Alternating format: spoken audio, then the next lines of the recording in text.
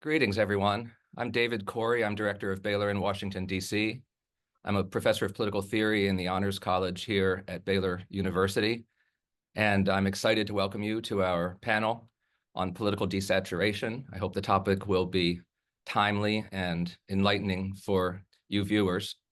I have a fantastic panel here to help us think about over-politicization and desaturation. I'd like to introduce them here, take a second to introduce them. Um, Professor Robert Talisse is the W. Alton Jones Professor of Philosophy and Professor of Political Science at Vanderbilt University. His recent books include Overdoing Democracy, Why We Must Put Politics in Its Place, and Political Argument in a Polarized Age, and Sustaining Democracy, What We Owe to the Other Side.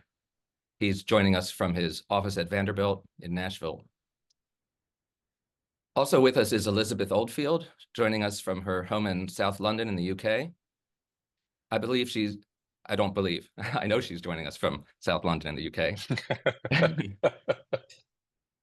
She's the host of the Sacred podcast and the author of a new book, Fully Alive, Tending to the Soul in Turbulent Times, formerly as director of the UK Religion and Society think tank called Theos. And her writings have appeared in the Times, the Financial Times, and the journal Commentary magazine. Dr. Curt Thompson is joining us from Falls Church near Washington, D.C., where he is based as a psychiatrist. He is also the host of the Being Known podcast and author of several books that use neuroscience to help shed light on the way we experience relationships. His recent books include The Deepest Place, Suffering and the Formation of Hope, The Soul of Desire, Discovering the Neuroscience of Longing, Beauty, and Community, and The Anatomy of the Soul, Surprising Connections Between Neuroscience and Spiritual Practices that Can Transform Your Life and Your Relationships. I honestly can't imagine a better panel for helping us think through the dangers of the way we approach politics today and strategies for surviving this election season with our souls intact. I want to say to the audience that I'll be leaving time for questions. I think we'll go for about 40 minutes, and then that would leave time for about 20 minutes of questions. So if you're liking what you hear or have questions about it, feel free to put a question to drop it in the queue there on Zoom in the comment function. Let me begin with just a bit of conceptual work that I think will help us focus our conversation. The panel is called Political Desaturation. And I think some listeners might puzzle over that, maybe not all, but some might, especially because the concept of desaturation presupposes some notion of political oversaturation. And I wonder, and I'm going to ask Bob to help us begin to think through this, if the concept of oversaturation might strike some viewers as counterintuitive. I mean, isn't it a virtue in democracy for everyone to be politically engaged, politically active? Perhaps we might even say politically activist. If that's the case, what could be wrong with political saturation?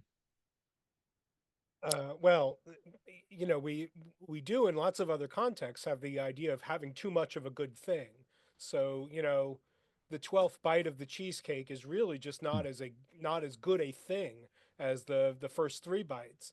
But I think that that's one model, sort of diminishing returns, is a common way of understanding the too much of a good thing thought. But here's a different way of understanding how it's possible to have too much of a good thing that I think is closer to what we're dealing with politics.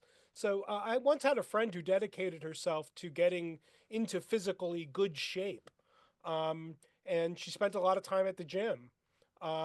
The sad thing was that the project of achieving maximal physical fitness took over her life to such an extent that the project or the commitment to fitness crowded out all kinds of other goods in her life. It was hard to keep in touch with her. It was certainly very difficult to make plans to do things with her because the central concern of her life had become how any moment of the day might be spent in a way that furthered this one thing that she was after. Now, fitness is no less a good in this case. It's just that part of what fitness is good for was lost sight of. I take Hmm. it that part of what fitness is good for is being able to take hikes with friends. If the Mm, project of mm, achieving fitness becomes the kind of thing that you don't have time for your friendships because you're at the gym mm, all the time, there's something mm, disordered or disoriented about the pursuit of that good. She achieved physical fitness, that's good, but at the expense of realizing other good things in her life.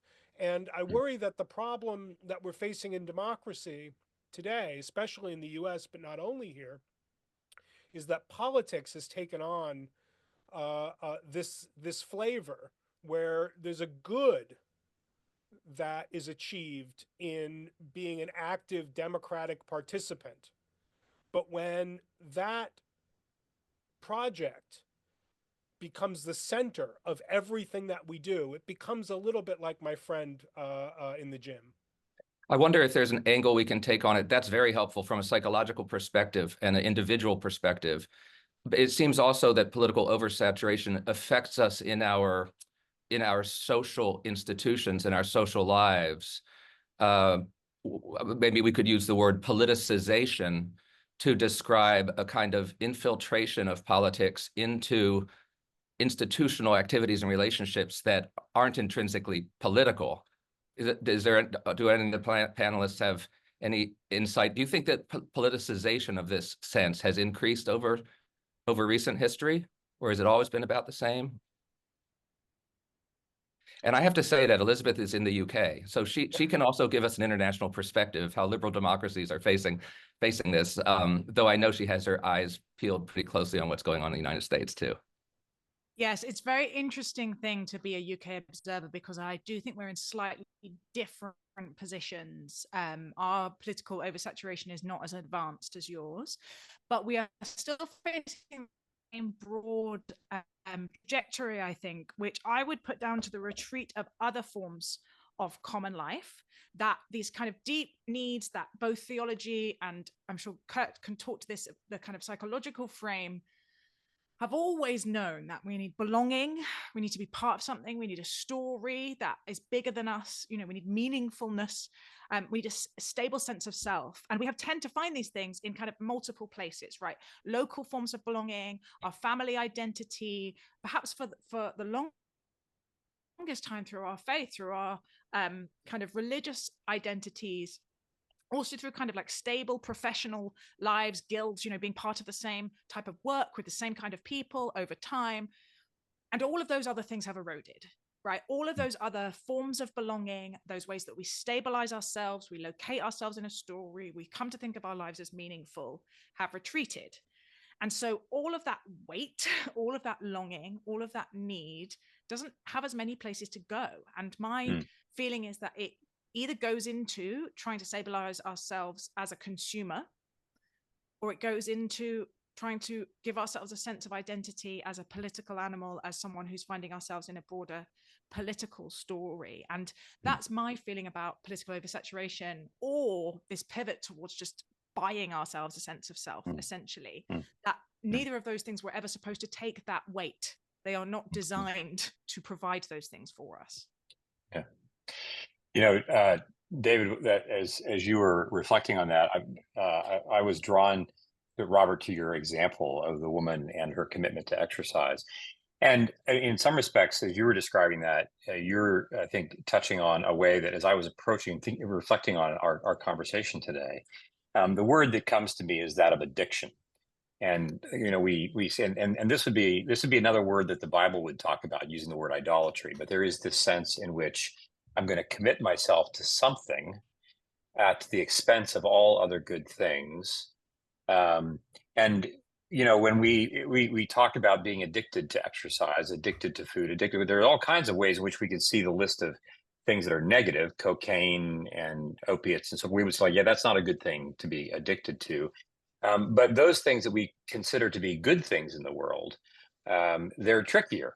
And the borderline between what is a healthy engagement with something and when that turns into my idolatry, when that turns into my addiction.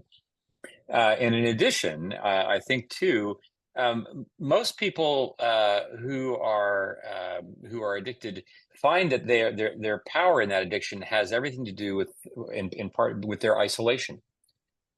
And I'm much more inclined. The more isolated I am, the more inclined I am to need something that can cure me of my isolation. And so we can identify ourselves as having a problem with addiction, but what we really have, it's not the thing that I have the problem with; it's the thing that I don't have. I think what Elizabeth is really pointing out. Now we're looking at all the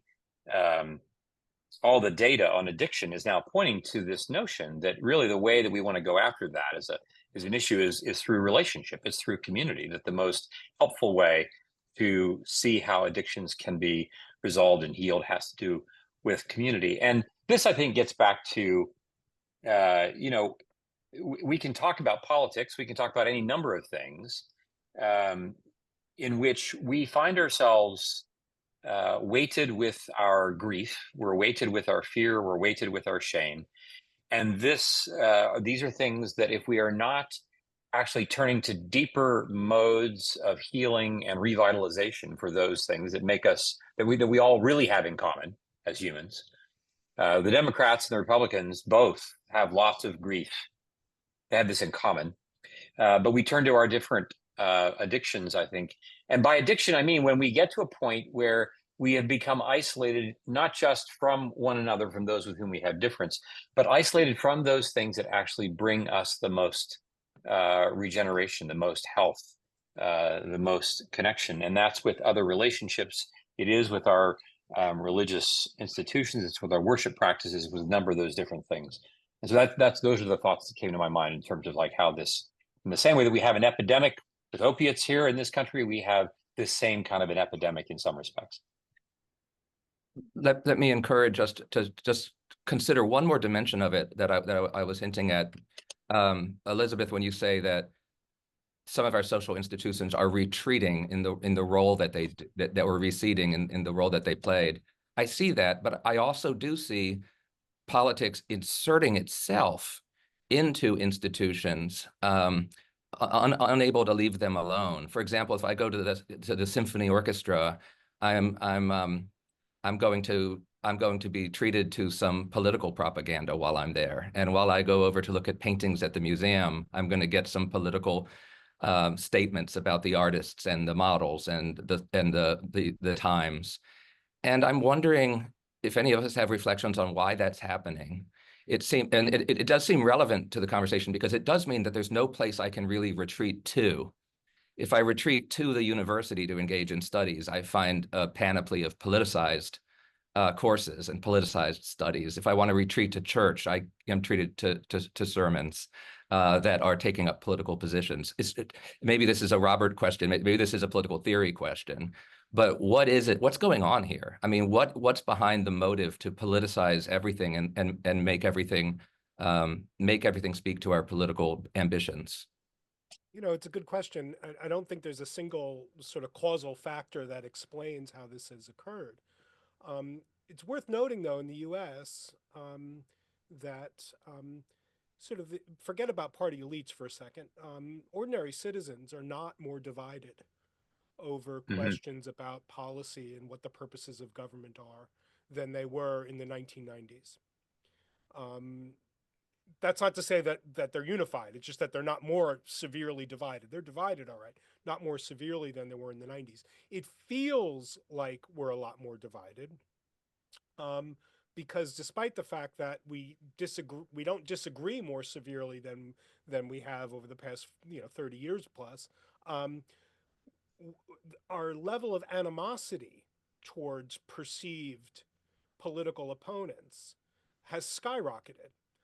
So there's a puzzle, I think, that sort of touches and starts. It's the small end of the wedge into the larger question you're asking, David. We have less and less. We don't disagree more severely, but we dislike each other more. And not only that, I would add, just to pick up on something that Curt said, right? We like disliking each other more, right? We're addicted to negative affect towards perceived outsiders. So part of the issue, I think, is that what's occurred, in part, no doubt, because of the ways in which certain kinds of technological advances, including the one we're availing of ourselves right here and right now with this webinar, have made more and more of our lives a matter of our own latitude, right? Our own choosing. And so what we, in the States most prominently, but throughout Europe as well, political identity is more about lifestyle than it is about any actual political judgment. In the US, I don't even have to tell you what the partisan sorting looks like. You know, there's yoga pants wearing people and there's camouflage wearing people.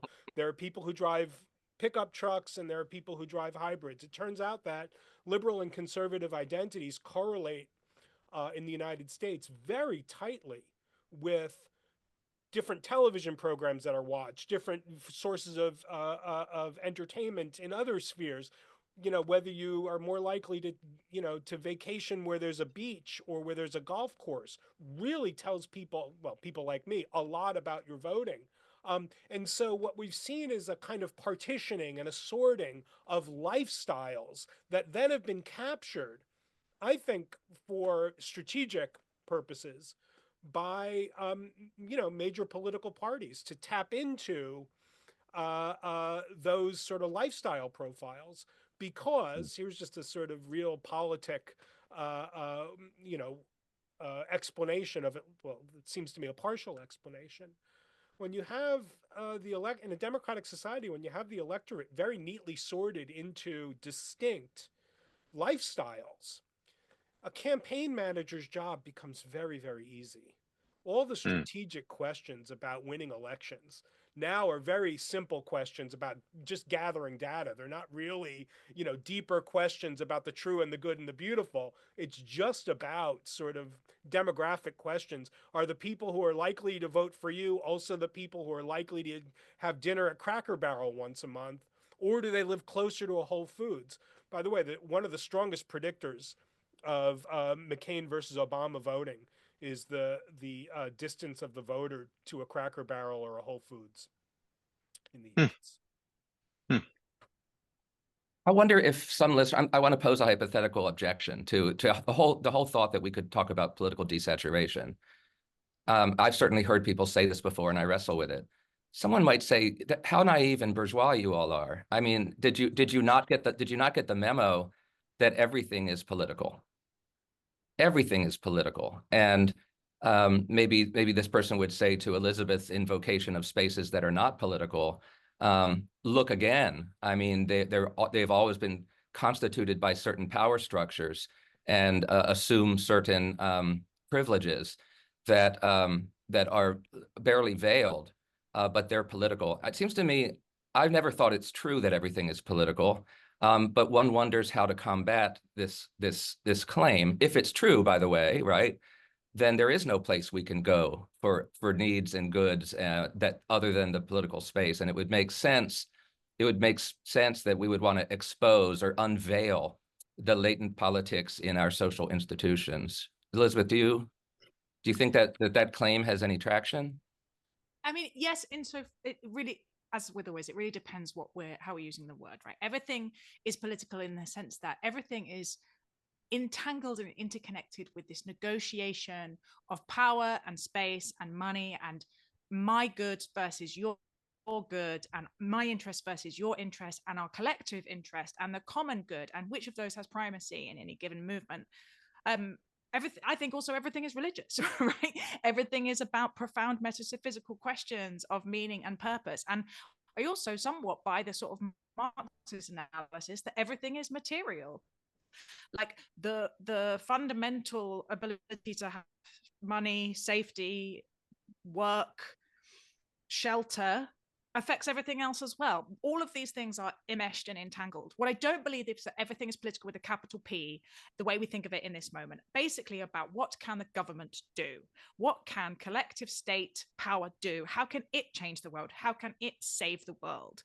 We have seen with this retraction of our forms of common life. John Yates in his book Fracture calls it common life, these connective tissues, these overlapping forms of local association and local interdependence held us, right? What they did is they held us to a fundamental commitment, which lots of people would argue comes from the Jewish and Christian tradition in the West, that every human being is worthy of dignity and safety, that we are fundamentally equal, even if our interests conflict, and that in our living together, we have to negotiate how to acknowledge the commonality, that common good, that common space. When you have, and mainly that happened in that civil society space. We had neighbors that were like, or that were not like us, that we were in a school with, or a church with, or a union with. And we largely read the same small number of newspapers. And in the UK, at least, we all watched the BBC. You know, we were part of a shared story, a shared frame that held us. And then politics with a capital P was something actually quite dry and technocratic about the allocation of resources and the upping and downing the dial on the tax and who's going to fix the roads, right? Not actually sacred, not particularly passion provoking, something that we wanted someone to be in charge of, but we didn't want to have to spend much time thinking about, right? Yeah. Whereas the civil society connective tissue retreats, politics then takes on this sacred weight as the only way that we know how to negotiate these goods, the only way we know how to actually be together, and increasingly seems to be cannibalizing our common life and our ability to hold each other as fully human rather than serving it. Is there any benefit in making a distinction, I wonder, between saying, well, everything is political if you're willing to say it's political accidentally so, but not everything is essentially political. So for example, maybe we could take, like I could say, somebody could say, well, marriage is political, you know, it's the power of the man in a certain kind of assumed relationship. But I could ask, well, if you bracket off the politics for a second, is there still anything to marriage? And you could say, well, yes, there's love. And maybe we could do that with other institutions too. Like with symphony orchestra, you could get the politics out of there, but there'd still be aesthetic delight. I think what this brings up for me is, given the work that I do, is that we tend to, in my work, we would say that all systems in the world, no matter whether you're talking about the church or political endeavor or business or education, all systems are modeled after the family. All systems are. Now, you can argue that point. I'm sure many sociologists would love to argue that point, but just in terms of how we operate as human beings, in terms that we have a certain authority at the top, and then we have a firstborn, a secondborn, a thirdborn, and when that couple comes, their purpose is to be generative. We create beauty and goodness in the world, and at the same time, we are also people. When we look around at how we behave, we are people who have great longing and great desire, both to be generative, to create beauty and goodness, and we are people of great grief. And we are people of great grief because, as we say, like people often say, look, life, Curt, is very, very complicated. You don't understand, Mr. Psychiatrist. It's very complicated. And I said, look, life is actually quite simple, and it's excruciatingly difficult. But the difficulty is not because it's complicated. The difficulty is because we have constructed a lattice work of story that we tell about our lives that creates this kind of floating vessel that sits on this ocean of grief in which we live. And by grief, that word is a placeholder for all of our shame and all of our fear and all of our violence. And what we then do as individuals, if I'm going to live in the world to create beauty and goodness, I have to recognize that if I'm going to do it really effectively, I have to do it vulnerably. I have to do it with people who are different than me, and I have to do it in the absence of shame. Those things that are most durably beautiful in the world that we co-create with other human beings, we do with people who are different than us in the absence of shame, and we do so with great vulnerability, because that's the reality of who we are as material beings. Like, I need your help and I need your protection. A deer doesn't need nearly as much protection as I do. And I think what we find is that then when families grow into large systems in which that grief has been unaccounted for, and I would say culturally, we are accounting for our collective grief over a period of many, many years. And we've created all kinds of ways for us to manage this and respond to this and so forth. And when our grief now becomes something that we share in a community, the whole becomes larger than the sum of its parts. When I am an addict and I'm hanging out with other addicts, the likelihood of me healing is very, very limited if I'm with those people who are going to extend that kind of behavior.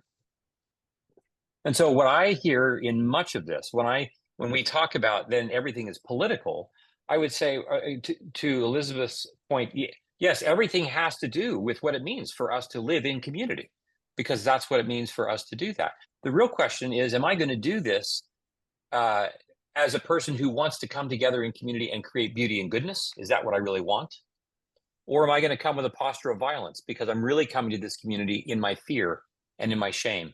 And those are going to be the driving affective states that are leading to all the statements that I make, to all the questions that I make, to my lack of curiosity, to my treasure trove of condemnation that I carry within me, and that I'm more than happy then to spill out onto the rest of the world as I share my largesse of that.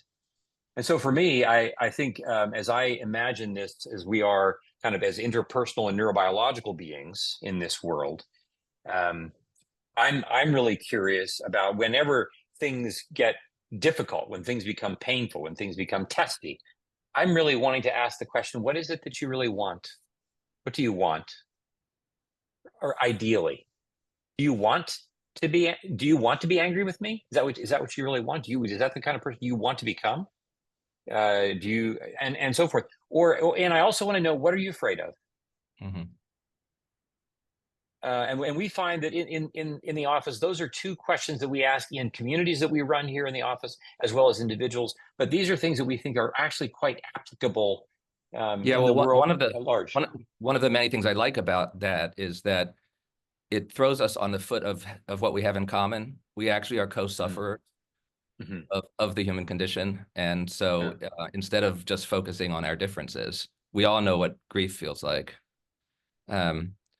Bob, the whole discussion has reminded me of your opening remarks, because it seems like there are goods besides politics that are required for human flourishing and human happiness that are being identified here, whether beauty and goodness or the sacred spaces of and community, flourishing community. Right. So I just to sort of connect these two moments, I think here's a philosopher's distinction, right? Philosophers like distinctions. I think there's a distinction to be made between the statement that everything is political and the statement we've been saying both, that everything is politics. Everything is political seems to me to be an obvious truth, and I take it just to mean that the full explanation of any complex human phenomenon is going to inevitably make reference to political institutions, political structures, political relationships, constitutions, governments, states, borders, territory, right? These products of a particular set of activities that we creatures engage, the kinds of creatures we are, engage in. Seems to me obvious and undeniable in a way. Okay. So it can't really be what the slogan is getting at.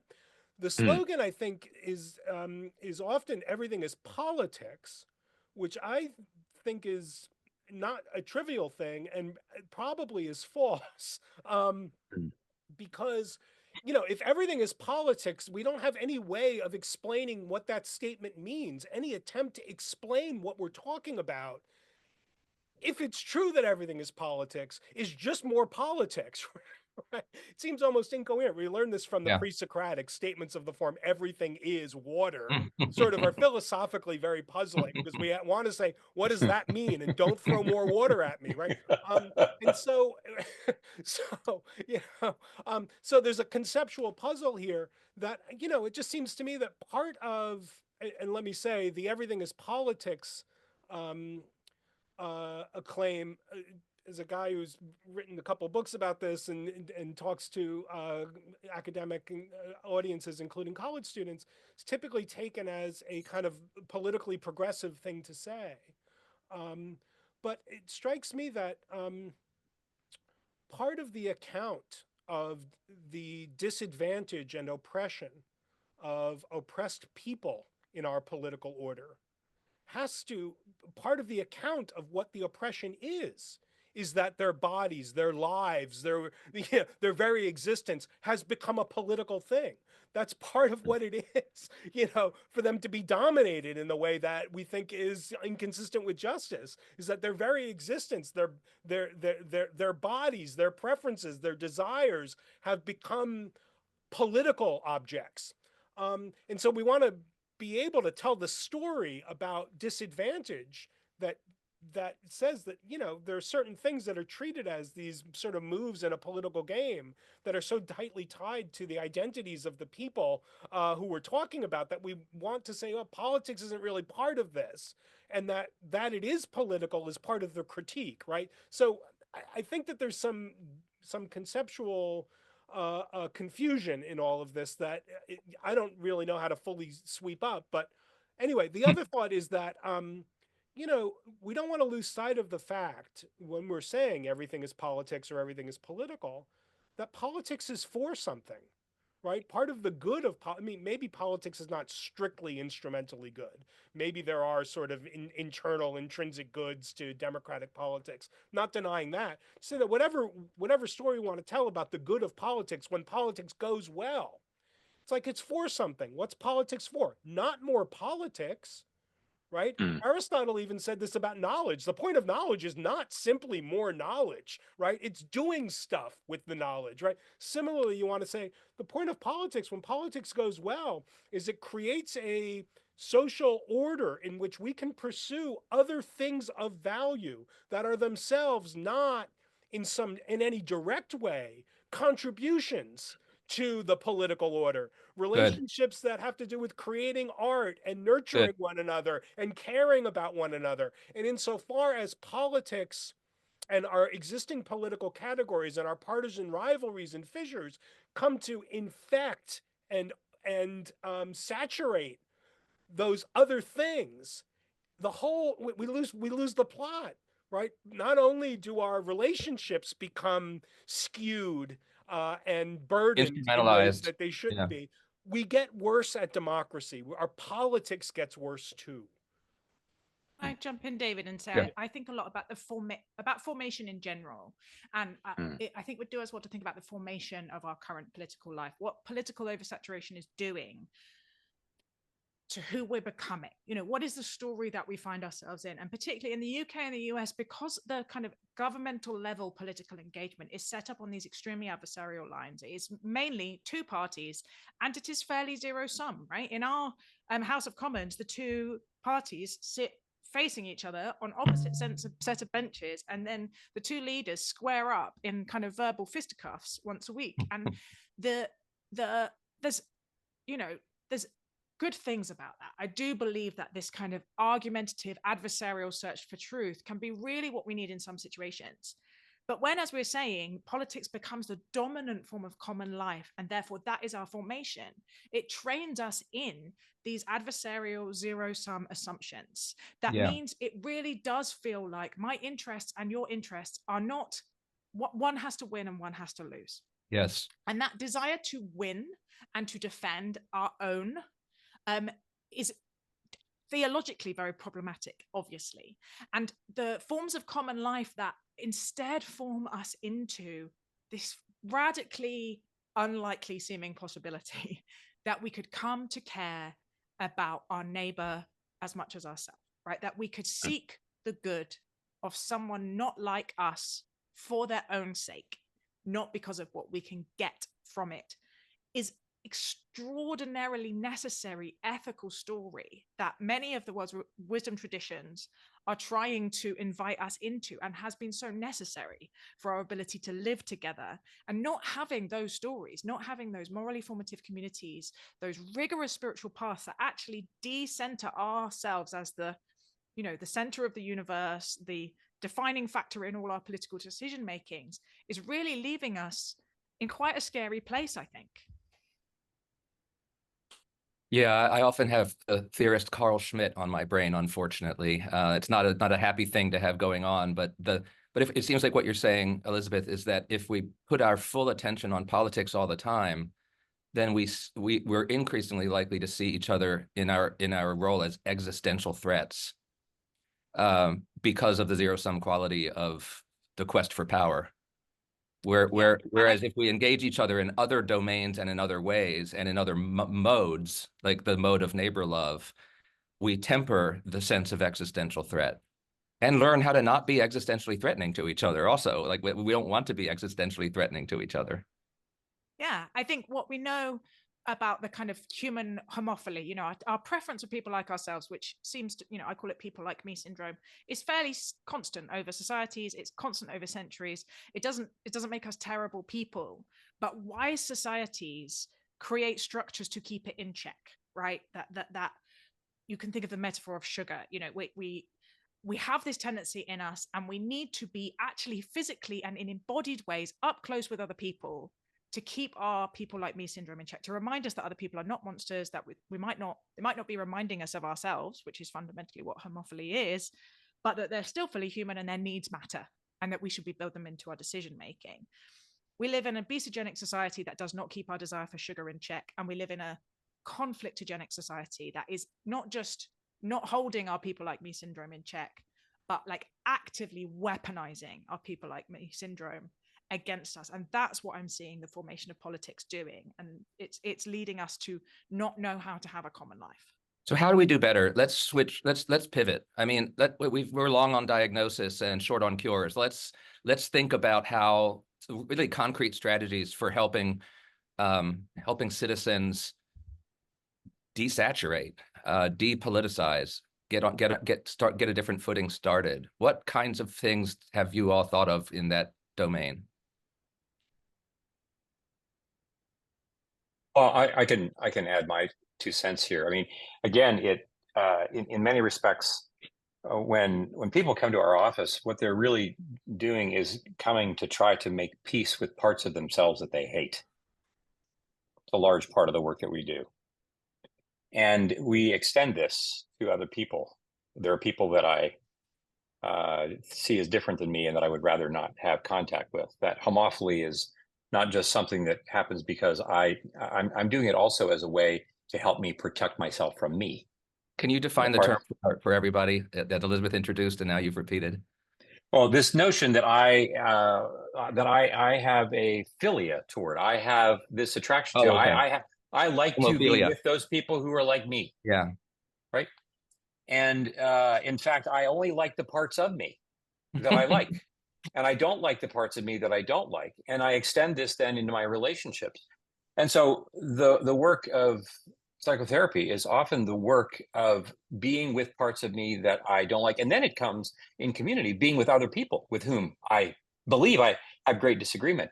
And so I think in a very concrete way, I would love to invite our audience to think about, you might be able to imagine, like this would take some courage, but you might be able to imagine one person that you imagine thinks politically different than you do, and you ask them to go to coffee. And you ask them the question, so I think this way, and I assume that you think this way, a different way. What is it like for you to live with a person like me? So I'm not just asking them to tell me about themselves. I'm asking them, what is it like for them to live with me? Because I really want to know. I want to invite into this conversation. I want to be able to say, do I really want a relationship with them? And the way that I do that is by making a relationship. And the only way that I'm going to do that is if I am taking steps of embodiment, which means like I go to coffee with them. I don't have I don't talk to them on Facebook. I'm going to talk with them primarily in the coffee shop. I'm going to invite them. Right. I'm going to invite myself onto their porch. I'm going to invite them onto my porch and so forth. And the more closely, this is the beautiful thing about when human beings, I mean, Elizabeth, you were pointing this out, when human beings actually get in the room with someone else who is different than they are, and they start to ask questions of genuine curiosity, we come very quickly to find that we have great, there are acres of things that we have in common. And that we long for together. And that would be one way to think about taking a step forward. Yes, I would say push yourself out of your comfort zone and ask questions, ask curious questions of people not like yourself. It's part of what The Sacred's trying to do. I interview people from wildly different political, metaphysical worldviews and try and take the listener on a journey of getting through the discomfort of listening to someone not like you and modeling that it's normal, and you will get a spike of fight or flight and then it will wear off, and then you will get to a place where you can have more empathy and understanding of that person. I'd also say pay attention to your formation. And I have a challenge for people on this webinar. If you already know who you're going to vote for in November, you don't need to listen to any more political commentary. Just fast it. Just switch it all off. You don't need to read the news. You can block it. If you already know, there is, probably stay open to changing your mind, but do that in real relationships and spend that energy getting civically involved. Robert Putnam says, join or die. We need to rebuild the civic infrastructure, the connective tissue of our common life away from politics. So just try and pivot in that direction if you possibly can. So I've got a lot of ideas. Let me just throw out one or two real quickly. I think it's important to keep distinct the question of what we could have done differently that would have avoided us landing where we are, and what we need to do now that we're there. And so I think that a lot of practices of sympathetic listening and civility and all really good ways to prevent a bad thing from happening. But what is a good strategy for preventing a bad thing from happening is not necessarily a good strategy for undoing it once it's happened. I think that one of the things that is important to recognize about some of the dysfunctional phenomena that we're thinking of and have been discussing is that, over politicizing and polarization and all the worries that we've been voicing don't merely affect and foul the relationships we have with our perceived political others or foes. Polarization and politicization also foul our relationships with our allies. Polarized groups become more interested in conformity. They become more homogeneous along a broadening range of behaviors. And so what it is to be a member of a political alliance under these conditions is not only to come to share a set of political views with people that you're engaged with and trying to work politically with. Political factions become really oppressive in their conformity. And so what we see, and if you've ever, been engaged in political organizing of various sorts, you can see how commonly this happens. Political factions splinter because because groups can't handle all the conformity pressure, and so they factionalize further. So one sort of lever that I think is important to deploy when we're thinking about prescriptions is that, the problems that we're confronting are not merely problems among us and our perceived foes. They're also problems among us and our perceived allies, that these forces make us worse political friends than we should be. We become less capable of treating our allies as our democratic partners because they become more like accomplices or pawns. And so seeing the problem as a problem within our allieships, I think is a really important sort of feature of this. Secondly, I just want to say, I think that sometimes the right intervention, the right intervention is not to, sometimes we shouldn't intervene at the place where the problem shows up, right? So I want to suggest that reclaiming parts of our lives for cooperative endeavors in which politics is not being suppressed, where we're not reaching across an aisle, but where politics is just not part of what we're doing, right? We're just doing something else. I think that's recapturing parts of our lives for cooperative endeavors where we can see one another at our best in a way that doesn't allow us to explain one another's virtues in terms of their right political orientation, their correct political orientation.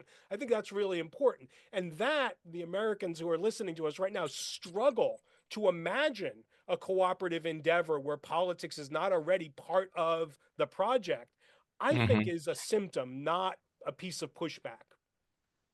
Is there, Elizabeth, I have you in mind, but anybody could answer. Is there anything theological we might consider here at the very end about, I mean, it seems to me that when we try to win political battles the way we are and fight political wars, we're assuming an awful lot about how we're going to somehow save ourselves. I mean, save with a capital S, through political institutions. And I wonder if that's really how the story is supposed to go, that we save this world.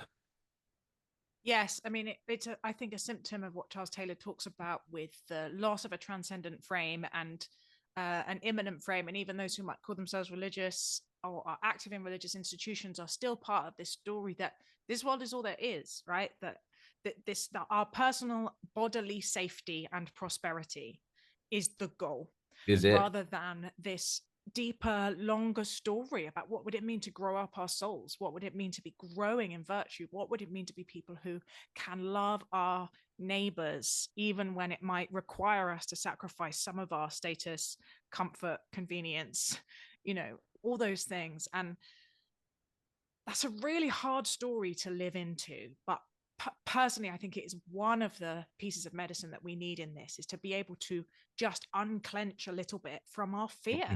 Curt talks about it so well. I think when he's asked the question, what do you want? My heart said, for most people, it's to be safe. And that's a deep thing to know how to hold.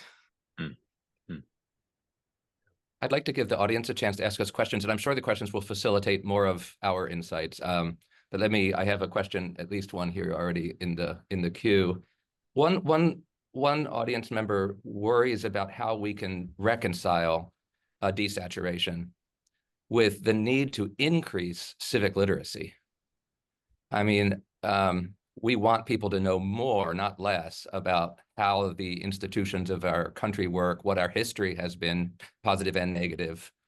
And doesn't desaturation pose a threat to the project of civic literacy? Well, I don't think so, because we're not, at least I'm not recommending desaturation instead of political engagement, but rather in addition to. And it seems to me that finding places, finding venues and activities for cooperative endeavors that are not already structured around politics is something that we need to do for politics. In addition to all of the other, I mean, just turns out that, democracy's hard work, and there's more to it than we might think. And some of it involves creating space in our lives where we can counteract some of the dysfunctions that democracy engaged exposes us to. So I don't David, we're adding associational literacy and psychological literacy to political literacy that's already there, Curt. Yeah. David, if by desaturation we're really talking about trying to come back from being overly saturated, if that's what we mean, if the saturation is what we're considering to be the problem, if you will, it reminds me of the notion that it's a pretty fundamental thing that has to do with human trauma. If you have a near drowning event as a 4-year-old and you're terrified of going to the pool, the one way that you will surefire way make sure that you're not ever going to be afraid of the water is you just never go to the pool again. And so, and the longer I don't go to the pool, the more I'm convinced that being in the pool is a dangerous thing. But then you get to a point in your life where everybody's having pool parties and they want you to come. But you want to say, look, I know I need to withdraw from this thing because this thing is problematic. It's traumatic for me. But the problem is not the pool. The problem is your fear. And the only way, as we say, you don't learn to swim by like reading about it on the internet. The only way that you're going to do that is if you're doing, I think if I'm hearing you, Robert, right, correctly, you're really talking about finding ways for me to do the work collectively with others of going back into the very space where I've experienced things that I don't like, that have been hard for me, that have been painful for me, but doing it in a way that is intentional, that is careful, that is without the violence that tends to be so much part of our rhetoric today. And that requires the presence of other people who are willing to help me get into the pool little by little by little by little, and not coming expecting me to jump into 12 feet of water all at once, but certainly not avoiding the pool simply because I'm afraid. Well, I've got you, Curt. Viewers want you to say more about shame. They They want to know, how do you bring shame into how do people bring shame into their political viewpoints? I for my part, heard you say almost the opposite also, that we would get together and construct things beautiful and good, not motivated by our shame. So could you say a little bit more to clarify? Well, I think, yeah, I mean, I think the general sense, I mean, I'll say this real quickly. I first even heard about Elizabeth Oldfield when I watched her on a video program, that in which she was with three other conversationalists. And one of the things that I noticed about her was not just what she was saying, not just the content, but how she was with other people.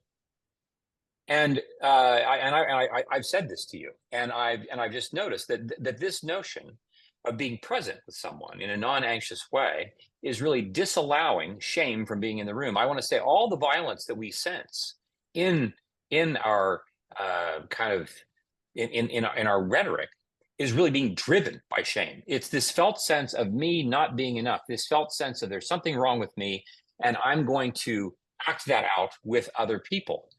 And so there is a sense in which, in the same way that Adam should have kept the snake out of the garden, we have to do the work of keep being aware of where my shame wants to drive the conversation and withhold it from the conversation in order to create beauty and goodness with one another in our coffee, in the coffee that we're having, and so forth and so on. It is endemic in who we are. We've been practicing it since we were 15 to 18 months of age. We're really good at it. And so it's important for us to know, in what way is the way that I'm thinking politically being driven by this very, very primal neuroaffective state that runs so much of my life that I'm not really even aware that it's running.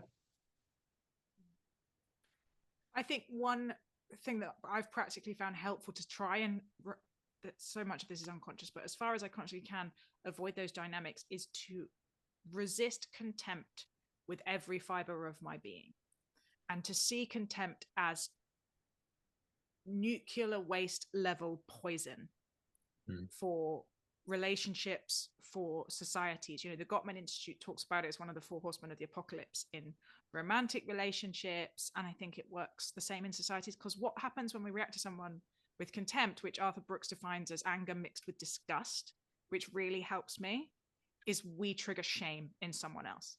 And the way we respond to shame is that we reject them. So I try and have a practice of, even when I radically disagree with someone, and I do this all the time on the podcast, when I'm listening to someone and someone says something to me that makes me do that, like, I actually want to reject you, I feel angry and disgusted by you, is notice it and then try and come back into a posture of, help me understand how you got there. And that stops the mutual radicalization that we see when we're in these patterns of triggering each other. While we're on the emotional landscape, there's a question about fear that might maybe similar. Fear is so fostered now as part of our story. Do you have thoughts about how we can move beyond fear to create those times when we reach across political difference and have those kinds of coffee moments to build a new civic muscle? Yeah, vulnerability seems like something to be talking about here. That the feeling of vulnerability, that if you self-disclose, somebody will be ashamed of who you are or what you've said. But Curt, right? Well, I think there's two things. Just tactically, I think one thing to bear in mind is that when people want to have necessary conversations that they don't really want to have with people with whom they have conflict. One of the things that we invite them to consider doing, number one, is to name concretely what I'm afraid of is going to happen at the end of this conversation. I'm afraid that at the end of this conversation, you're not going to want to be in the room with me anymore. I'm afraid that you're going to think I'm an idiot.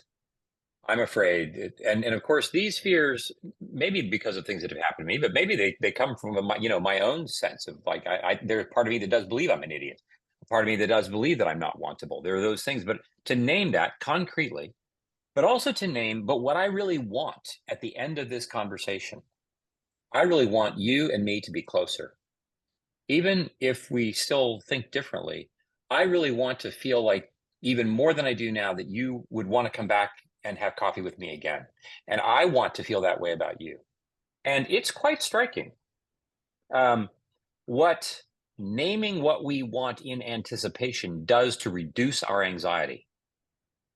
Naming what I am afraid of in this moment reduces my anxiety. And it is in my being less anxious that I can be more creative and leave contempt outside of the room. I am much more able to be connected to you. I'm much softer. I sense you as being softer when I am naming those things. We like to say we name things to tame things. And our fear and our shame are two of the things that are most prominently those things that we have to tame. And in naming them, we create the space for us then to create new things that we otherwise might not be, because shame and contempt are so filling the room, and our fear as well. Can I add just one quick thing? Because, you know, one of the things that we're seeing in our politics is exaggerated appeals to indignation, fear, disgust, resentment, these sort of very strong motivational affects that are sort of directed at generalized others, not particular people so much as sort of descriptions of classes of people. And I think that part of the political response to that, or the healthy political response to that, is to understand sort of why that's so prominent. Turns out that for institutional features having to do with the structure, particularly of the U.S. now, I'm talking, it's like winning large-scale elections in the United States is not a matter of changing anybody's mind anymore. It's a matter of motivating from the people who are already inclined to vote for you to get out and engage in particular kinds of political behavior, particularly volunteering, giving money, and most importantly, perhaps voting. And so when you see that, especially especially in federal elections, or, the election season that we're currently in the midst of, that, what's going to determine that election is really the mobilization efforts, not the changing hearts and minds efforts, which are pretty minimal anyway. Well, then you see, well, okay, if it's about mobilization, well, what are the potent motivational triggers that campaigns and candidates have access to? Well, it just turns out negative affect is a really good motivational trigger. And so seeing that generalized projection of fear and doom, and if the other side wins, the country is over and people are eating cats and dogs somewhere in the world, these kinds of things. It's like these are strategic decisions that are made because they tap into deep-seated affects that are motivationally quite potent in us. And they mean we're being used. That's exactly, seeing them as strategic deployments of some of our vulnerabilities against ourselves. Seeing them in that light, I think, is part of the solution. Let me offer one last question that I looked at. It'll be a nice sort of test case to see where we are. I mean, one viewer says, "Look, are you seriously at the institutional level? We are trying to stop the other side from doing things we regard as abhorrent." And so, take an issue like abortion. How are you going to seriously recommend that individuals find some kind of commonality? How are you going to recommend that we politically desaturate when something so vital is at stake, an issue so vital is at stake? Wouldn't desaturation then be just fiddling while Rome burns? Ending with a Well, I'd like to make. I'm not the person. I'm not the person to answer this. I just want to make a reflection on what I've heard Robert and Elizabeth say, that desaturation is not the same thing as disengagement. Right. I've heard you both say that we're not talking about leaving the room. We're talking about behaving in the room differently, if I'm hearing that right. Yeah. Also, go ahead. I mean, I'll speak very personally to this one, and I have come to believe that there is no one outside the humanity that I believe is made in the image of God. And my belief that every human being is made in the image of God is primary to my particular beliefs about abortion or these other things. And that very often when I've come across what feel like these red lines to me, like, yes, I'll engage, but not for people who believe this, or not who people who believe this. And I have some very deeply held ones, but I have made myself listen. That person becomes someone who I might disagree with on one thing, but actually they might share something very precious to me somewhere else. And they are very complicated, fragile, foolish, just like me, human being. And so my caution would be, don't let single issues of disagreement, even very, very important ones, crowd out your fundamental understanding of what human being is and what we owe to each other, because I think we have to start at that level. And then it can help us hold those very deep disagreements. And actually, frankly, we're more likely to change our minds across I thought those so deep too. things Yeah. in conversations of trust and respect I when think someone that's right. feels listened to. Seems right. Last very quick thing, democracy runs on disagreement. So certainly the aim of these rehabilitative efforts isn't to squelch disagreement or to find a place of sweetness and light where there is no real disagreement, but it's rather to conduct disagreements where, like, the actual points of heat are really connecting with what the other person really thinks, rather than with some projected image of what they think and who they are that's really based on these sort of weird groupish sort of affective cognitive biases and dynamics that are in play. So that's one thing. So I think that a well-run democracy is a democracy in which people are going Disagree. to disagree, and the heat is going to get turned up on certain kinds of issues where it looks as if something really, really important is at stake, like human dignity or justice or autonomy or whatever you think the value is. So I don't think that the end game here is sort of Unity and agreement. polite seminar room discussion. It's going to be adversarial. I think that that's part of what democracy is. But adversariality requires proper targeting. And the worry here is that these dynamics lead us to be incapable.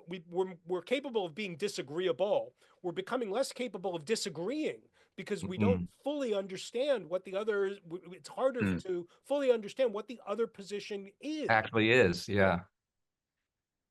Panelists, this has been really terrific. I've treasured this conversation. This is one I'm going to listen to more than once, and it's been recorded. So friends who are out there in the audience, please share it widely. If you think it's been a good conversation and helpful and constructive, please share it with family and friends and students and coworkers. I would like to officially thank all three of you for the insights that you've offered. Really profitably diverse insights from different professions, different perspectives. And I just think this was a huge success. And I thank you sincerely.